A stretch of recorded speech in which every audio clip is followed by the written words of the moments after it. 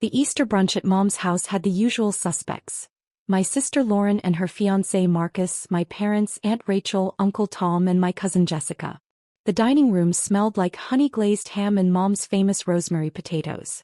Everything looked perfect. Like always.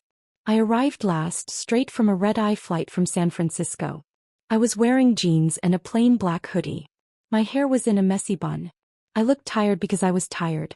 "Oh good, Maya finally showed up," Lauren announced as I walked in. She was wearing a cream-colored dress that probably cost more than most people's monthly rent.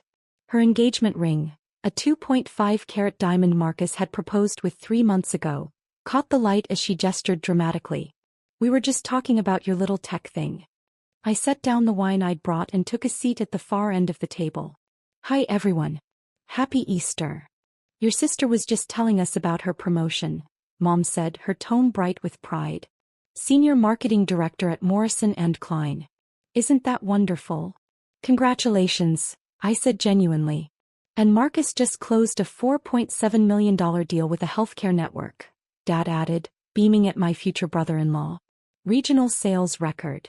Marcus grinned. He was handsome in that conventional way. Tall, athletic build, expensive haircut. The kind of guy who wore a sports coat to Easter brunch. "Just doing my part.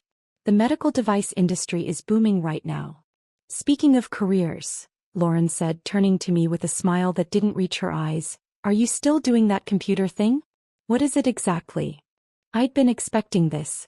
It happened every family gathering. "Cybersecurity. I run a company." Lauren laughed. It wasn't a mean laugh exactly. It was worse. It was dismissive. Amused. Like I'd just told her I was a professional unicorn trainer. "Right. Your company." She made air quotes. "Mom, didn't Maya say the same thing 3 years ago? 5 years ago?" "I think it's nice that Maya has hobbies," Aunt Rachel said kindly. "Not everyone needs a corporate career." "It's not a hobby," I said quietly. "It's a business." "Come on, Maya." Lauren leaned back in her chair, wine glass in hand. "Stop playing CEO. It's embarrassing. You're 34 years old, you work from coffee shops in your apartment, you don't have an office, you barely talk about what you do. That's not a real company. That's a side hustle at best." The table went quiet. Not uncomfortable quiet. Agreeing quiet. "Your sister has a point," Dad said carefully. "We worry about you. No benefits, no retirement plan, no stability. At some point you need to think about your future." "I have thought about it." "Have you?" Mom's voice was gentle but concerned. "Honey, we love you. But this tech thing you've been doing for years. Where's it going? Lauren has a 401k, health insurance, a mortgage. What do you have?" I could have told them. Right then. I could have pulled out my phone and shown them the Forbes article from 6 months ago. The TechCrunch feature from last year. The business valuation documents sitting in my lawyer's office. But I didn't. "I'm doing fine," I said instead. "Fine isn't great," Uncle Tom interjected. "You know, my buddy's company is hiring. Entry-level IT support. I could get you an interview. Benefits start day 1. "That's thoughtful, but I'm good." Lauren set down her wine glass with a soft clink. "Maya, listen. I'm saying this because I love you. You need to stop pretending you're running some big tech company. It's delusional. Marcus works in the real business world. He meets actual CEOs. People with offices, employees, investors. What you're doing. It's embarrassing. For you and honestly for us." Marcus shifted uncomfortably but said nothing. "I think we should change the subject," I said. "No, let's not." Lauren was on a roll now, fueled by wine and the captive audience. "Every year it's the same thing. I'm working on my business. I'm building something." "Building what, Maya?" "You live in a 1-bedroom apartment in Austin. You drive a 10-year-old Honda Civic. You dress like a college student. Where's this big success you keep talking about?" "I never said I was successful." "Exactly. Because you're not. And that's fine. Most startups fail. But you have to know when to quit. Get a real job. Join the adult world. Stop playing entrepreneur." Everyone nodded.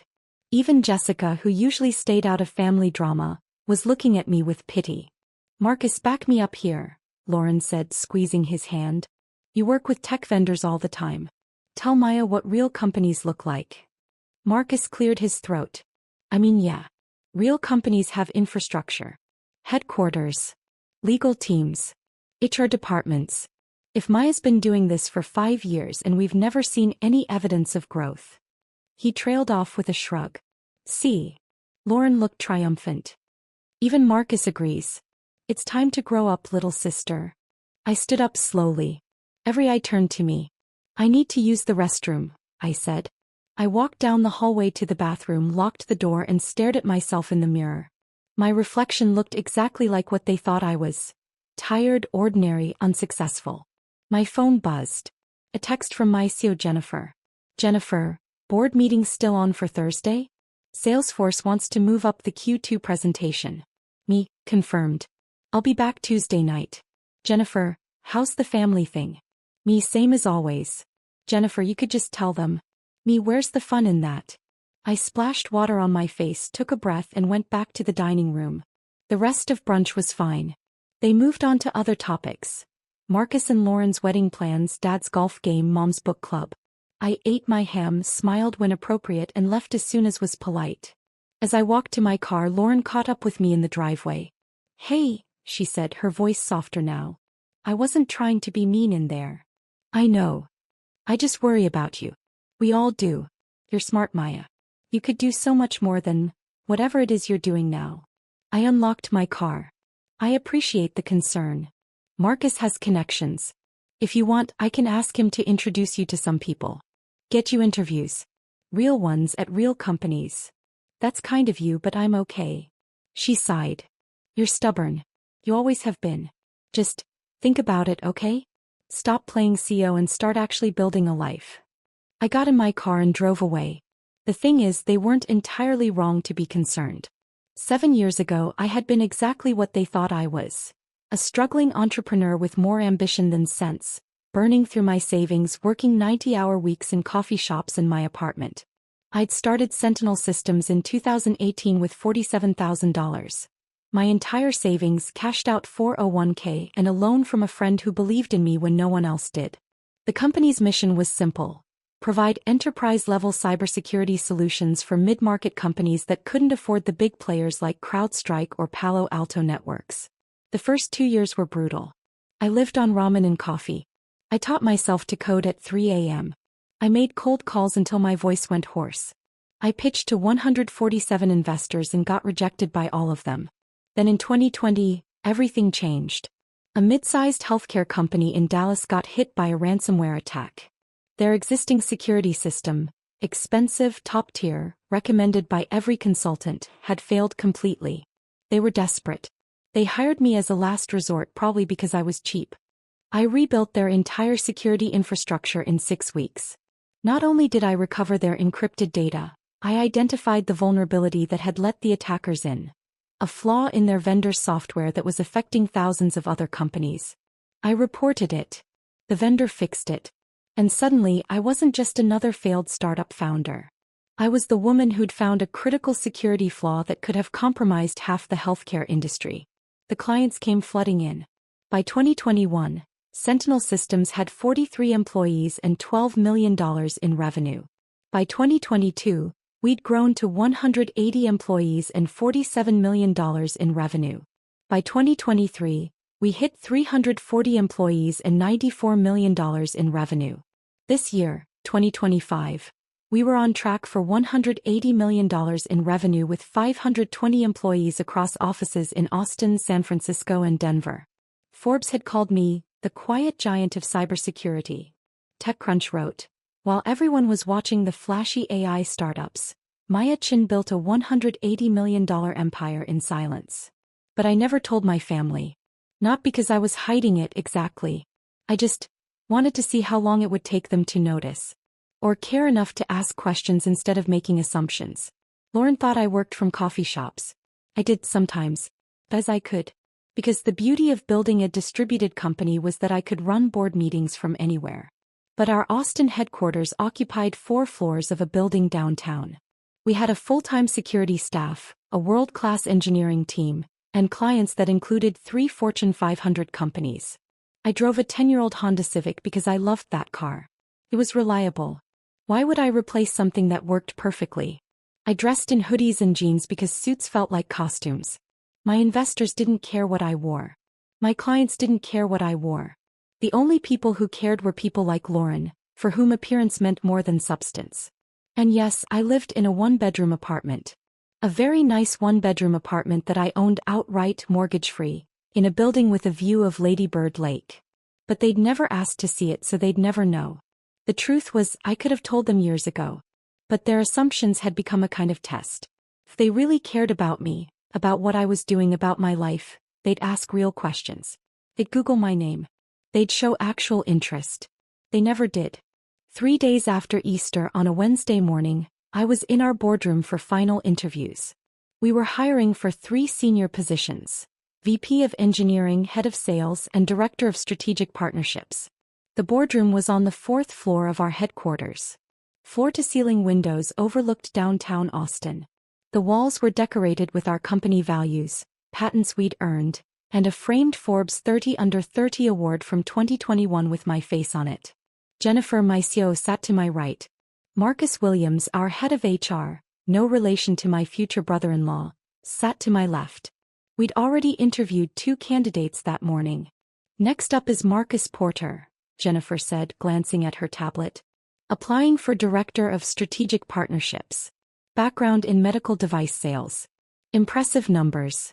Regional sales record holder for MedTech Solutions. I looked at the resume in front of me. Marcus Porter. The name was familiar, but I'd been looking at dozens of resumes for weeks. Then I saw the address. Dallas, Texas. My stomach dropped. Wait, I said slowly. MedTech Solutions? That's Lauren's fiancé's company. Jennifer's eyes widened. Your sister Lauren? Yes. Oh my God. Marcus, our Marcus, HR Marcus, started laughing. This is the guy. The one who told you to get a real job. He didn't say that exactly. But yes. Jennifer was grinning now. What do you want to do? I thought about it for exactly 3 seconds. Let's interview him. Fairly. If he's qualified, he's qualified. If he's not, he's not. You sure? Jennifer asked. This could get awkward. It's already awkward. Might as well see how qualified my future brother-in-law is. Marcus HR pressed the intercom. Send in Mr. Porter, please. The door opened.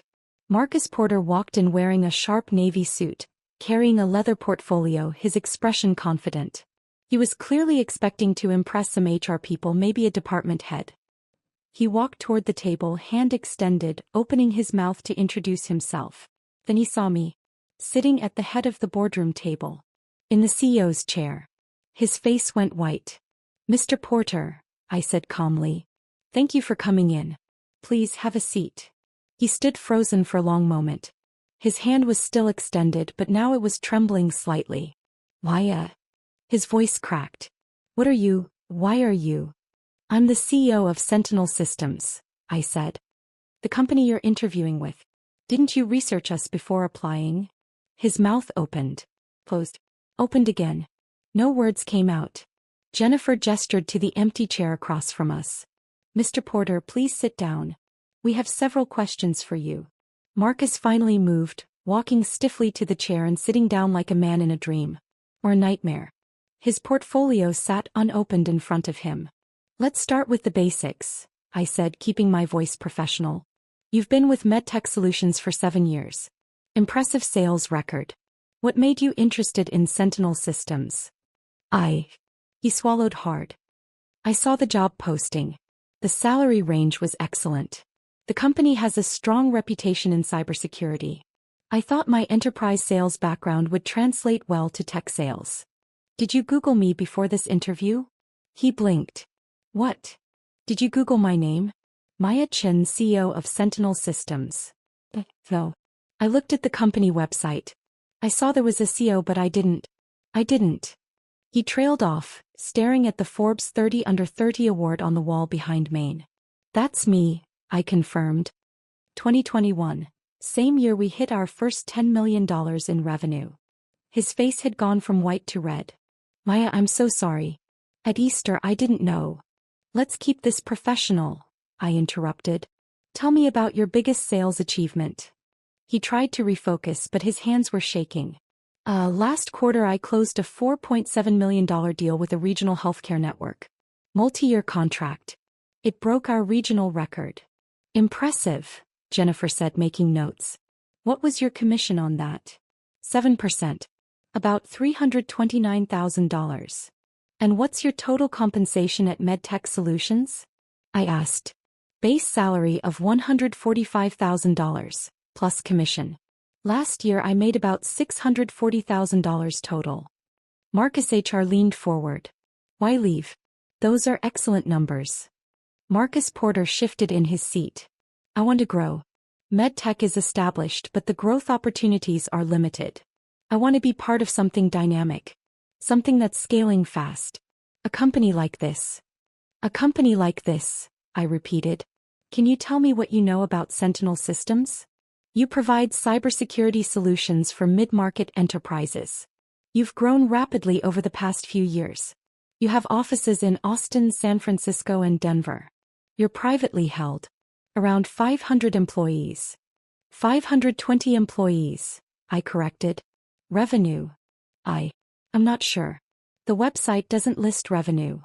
$180 million this year, Jennifer said. On track for $240 million next year. Marcus Porter's face went pale again. Let me ask you something, I said, leaning back in my chair. 3 days ago at Easter brunch, you agreed with my sister when she said I was playing entrepreneur. You said real companies have infrastructure, headquarters, legal teams, HR departments. You implied that what I was doing wasn't a real business. Do you remember that? He looked like he wanted to disappear into the floor. Maya, I am so incredibly sorry. I didn't mean. Do you remember it? Yes. I remember. What changed between Sunday and Wednesday? Nothing changed. I just didn't know. Exactly. I stood up, walking to the window. You didn't know. You never asked. At Easter you saw me in a hoodie and jeans and you made an assumption. You decided I was a failure without knowing anything about what I actually do. You're right. I'm sorry. I turned back to face him. You know what's interesting? You applied for a director position at my company. Did you think you were qualified? Yes. My sales record speaks for itself. It does.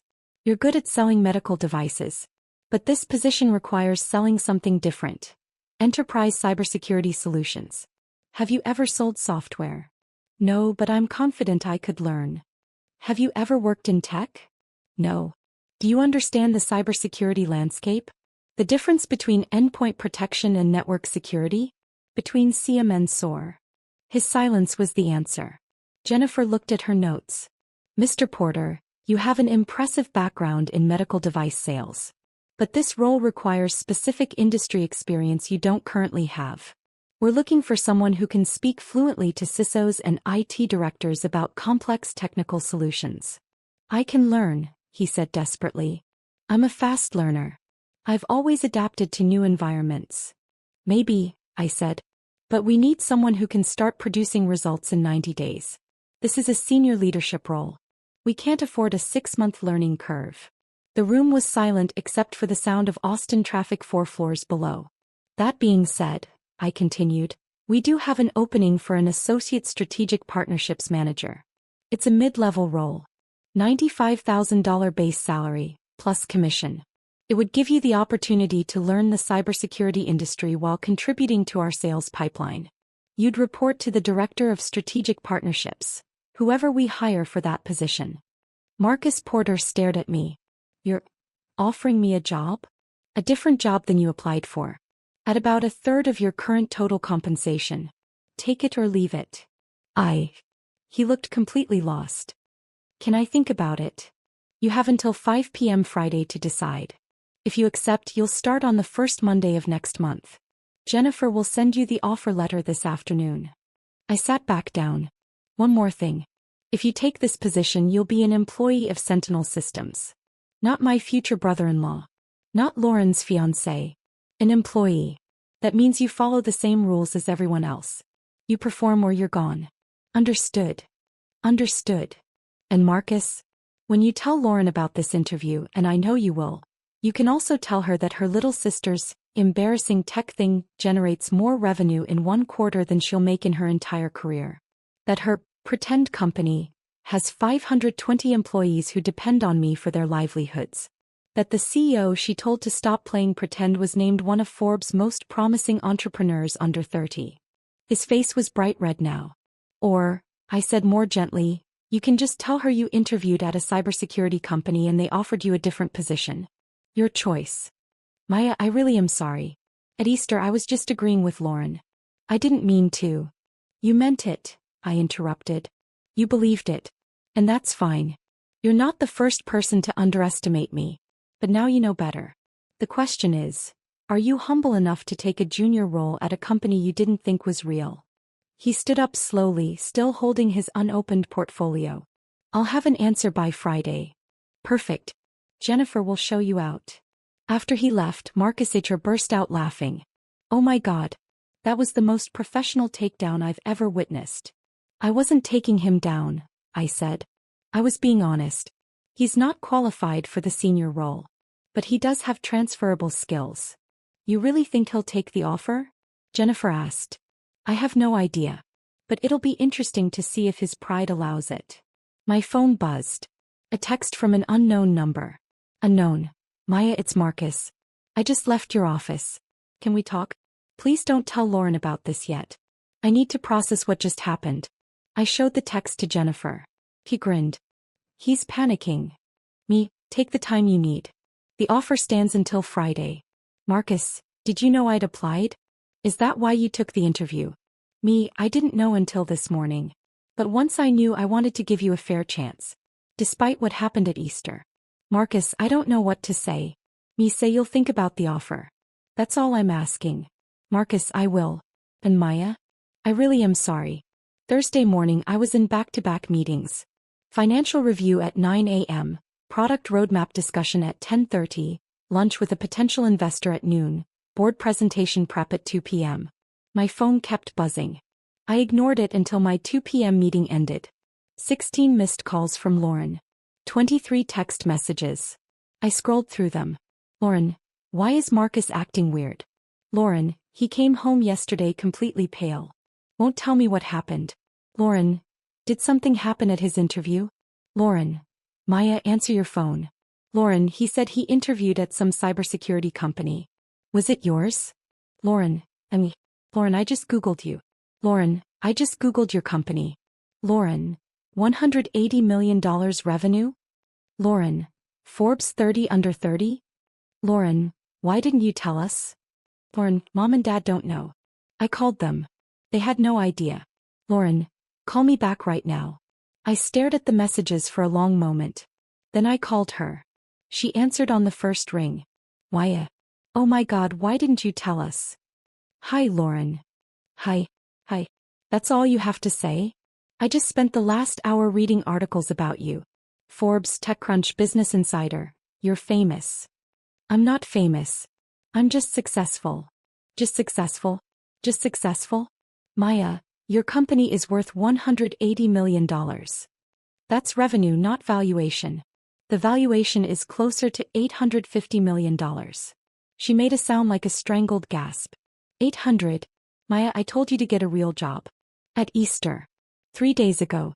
I told you to stop playing Sue. I remember. And you didn't say anything. You just sat there and let us think you were, I don't know, doing freelance IT support or something. You never asked what I actually did. You just assumed. There was a long pause. Marcus interviewed at your company. He did. You interviewed him. You're his potential boss. I am. Oh my God. She sounded genuinely distressed now. Maya, he came home and locked himself in the study for 3 hours. He won't talk to me. What happened? I can't discuss personnel matters, Lauren. That's between Marcus and me. You offered him a job? I offered him a position, yes. Different from what he applied for. He has until tomorrow to decide. What position? Associate Strategic Partnerships Manager. Another pause. That's not a director role. No, it's not. Marcus applied for a senior leadership position he wasn't qualified for. But he has transferable skills, so I offered him a mid-level role where he could learn and grow. At what salary? I can't discuss that with you. If Marcus wants to share those details, that's his choice. Maya, Her voice was strained now. He makes over $600,000 a year at MedTech Solutions. If you lowballed him, I swear. I made him a fair offer based on his qualifications for the role. If he doesn't like it, he doesn't have to take it. This is revenge, isn't it? For what we said at Easter. Lauren, I interviewed 15 people this week. I offered Marcus a position because he has potential, despite having zero experience in cybersecurity. I could have just rejected his application. Would that have been better? She was quiet for a moment. I called Mom. He's freaking out. She wants you to come to dinner this weekend. I'm flying to San Francisco tomorrow. I'll be gone for a week. Maya, please. We need to talk about this. As a family. There's nothing to talk about. You made assumptions. You were wrong. That's it. That's not it. She sounded close to tears now. I feel like an idiot. I told you to stop playing entrepreneur. I said your business was embarrassing. Everyone agreed with me. They did. And you knew the whole time. You knew you were successful and you just let us think you were failing. I didn't let you think anything. You chose to think it. Without ever asking a single real question about my work. That's not fair. Isn't it? When's the last time you asked about my company, Lauren? Not to mock it, but to genuinely understand what I do. Silence. You've never asked, I continued. None of you have. For 7 years I've been building something incredible. I've created jobs for 520 people. I've protected hospitals, banks and schools from cyber attacks. I've built something that matters. And not once, did any of you care enough to ask real questions. We cared, she said weakly. You cared about appearances. About whether I had the right job title, the right car, the right apartment. You didn't care about what I was actually doing. Maya, I'm sorry. We're all sorry. Please come to dinner this weekend. Let us make this right. I have work, Lauren. That's what happens when you actually run a real company. I hung up. Friday afternoon at 4:47 p.m., Marcus Porter sent his response. Marcus, I'm accepting the offer. I start May 6th. Thank you for the opportunity. Me, welcome to Sentinel Systems. HR will reach out with onboarding details. Marcus, can I ask you something? Me, go ahead. Marcus, why give me a chance? After Easter you could have just rejected my application. I would have deserved it. Me, because you're good at what you do. And being wrong about someone doesn't mean you can't learn to be better. Everyone deserves a second chance, if they're willing to work for it. Marcus, I won't let you down. Me, I know. See you May 6th. 10 minutes later, Lauren called again. I let it go to voicemail. Lauren, Marcus told me he took the job. I don't know what to say. Thank you for giving him a chance even though we didn't deserve it. Mom wants to throw you a celebration dinner. Dad wants to talk to you about investments. Everyone's talking about you. The whole family is calling asking why we didn't know. I told them we never bothered to ask. Maya, I'm really sorry. Please call me back. I deleted the voicemail. 2 weeks later I was in San Francisco giving the keynote speech at Tech Week 2025. The conference hall held 3,000 people. Every seat was filled. 7 years ago, I told the audience, I was working out of a coffee shop with $47,000 and a dream. Today, Sentinel Systems protects over 400 enterprise clients and generates $180 million in annual revenue. People ask me, what's the secret? How did you scale so fast? I clicked to the next slide. The secret is simple. I stopped listening to people who underestimated me. I stopped waiting for permission to be successful. I stopped playing small to make other people comfortable. The audience applauded. There will always be people who doubt you. Family, friends, colleagues. People who look at you and see what you're not instead of what you could be. You can spend your energy trying to prove them wrong.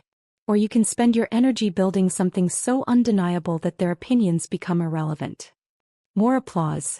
I chose the latter. And so can you. After the keynote, I did a press interview with Forbes. The journalist asked me about my family. They're supportive, I said diplomatically. They always have been. It was a lie. But it was the kind of lie that kept family dinners from becoming complete disasters. Marcus Porter started at Sentinel Systems on May 6th. He was quiet, professional, and worked harder than anyone in his department. He never mentioned Easter. Neither did I. Lauren sent weekly text messages. I responded to about half of them. Mom left voicemails about catching up and celebrating my success. I ignored most of them. Dad emailed me about investment opportunities. I forwarded them to my financial advisor without responding. The truth was, I didn't need their validation anymore. I'd stopped needing it somewhere around year 3 when I realized that the people who truly mattered, my employees, my investors, my clients, already saw me for who I was. But there was one person who deserved to know the full story. 3 months after Easter, I flew to Portland to visit Rebecca Chin. No relation, though we joked about it constantly. Rebecca had been my college roommate, my first employee, and the person who'd loaned me $15,000 when I was starting Sentinel Systems. We met at her favorite coffee shop. She was still working as a software engineer at Intel, happy with her stable corporate job.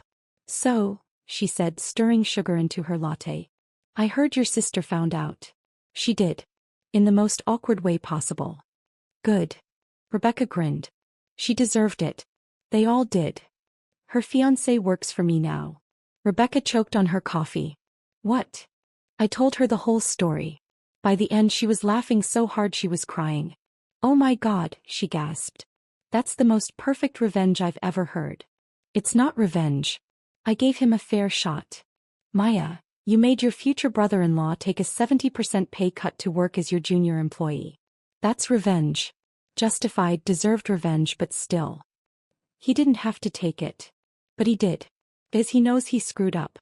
Because he wants to be part of what you built." She shook her head. "You're more generous than I would have been." We talked for 3 hours.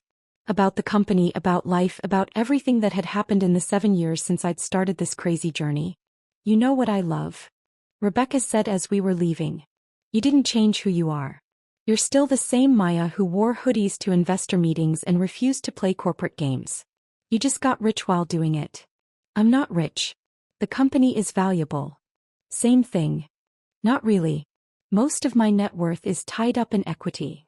"How much equity?" "I own 73% of the company. At our last valuation, that's roughly $620 million. Rebecca stared at me. $620 million. On paper.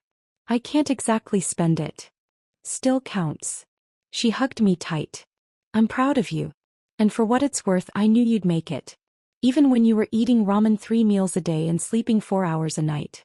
I always knew. That's why I gave you 2% equity when you loaned me that money." Her eyes widened. 2% of, wait. The company's worth $850 million. As of last month, yes. She did the math in her head. That's $17 million. $17 million on paper. If we ever have a liquidity event, you'll get the money. Until then, it's just numbers. Rebecca sat down on the nearest bench. "I loaned you $15,000 because you were my friend and I believed in you. I didn't expect." "I know. But you took a risk on me when no one else would. That's worth something." She wiped her eyes. "Okay, now I'm crying. In public. Thanks for that." "You're welcome." 6 months after Easter, I got an email from Lauren. Subject: Thanksgiving. "Dear Maya, I know we haven't talked much since everything happened. I want you to know that I've spent the past 6 months thinking about what I said at Easter and I'm ashamed. I was cruel. I was dismissive. I treated your work like it didn't matter because it didn't fit my narrow definition of success. You deserved better from me, from all of us. Marcus has told me about working at Sentinel Systems. He loves it. He says it's the best career move he's ever made, even though he took a pay cut. He says you're the best CEO he's ever worked for. That you're fair, demanding, and genuinely care about your employees. I should have known that about you already. I should have cared enough to ask. Mom and Dad want to host Thanksgiving this year. They want you to come. I want you to come. Not to show off your success or prove anything, but just to be together. As a family.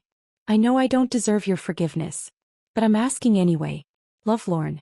I read the email 3 times. Then I replied, "Lauren, I'll come to Thanksgiving. But I need you to understand something. I didn't build Sentinel Systems to prove anyone wrong. I built it because I love what I do. Because I wanted to create something meaningful. Your opinion, anyone's opinion, doesn't change that. I forgive you. Not because you asked, but because holding on to anger takes energy I'd rather spend building my company. See you at Thanksgiving. Maya." Thanksgiving was different. I arrived in jeans and a hoodie because some things never change. But this time no one commented. Lauren hugged me at the door. Mom cried. Dad shook my hand with something that looked like respect. Marcus was there too, looking more relaxed than I'd ever seen him at a family gathering. Over dinner they asked real questions. About the company, about cybersecurity, about what I actually did all day. I answered honestly. No showboating, no proving points. Just facts. I still can't believe we didn't know, Aunt Rachel said. 520 employees. $180 million in revenue. And you never said a word. You never asked, I said simply. But that's okay. Not everyone needs to understand what I do.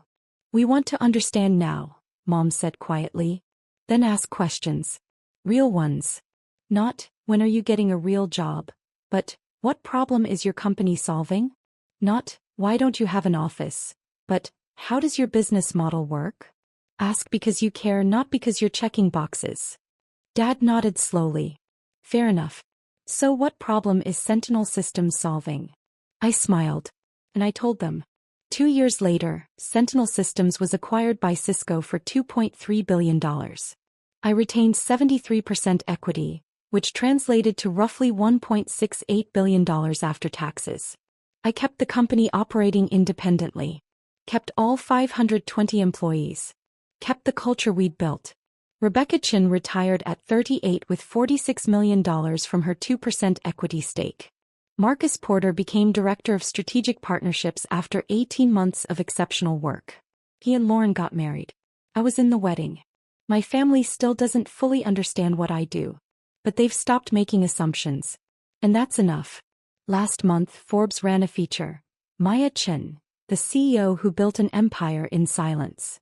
The opening line read, while other tech founders were chasing headlines, Maya Chin was building something real. They interviewed Lauren for the piece. She said, my biggest regret is that I dismissed her success before I understood it. She taught me that quiet confidence is more powerful than loud criticism. I framed that quote and put it in my office. Not because I needed the validation, but because it was true.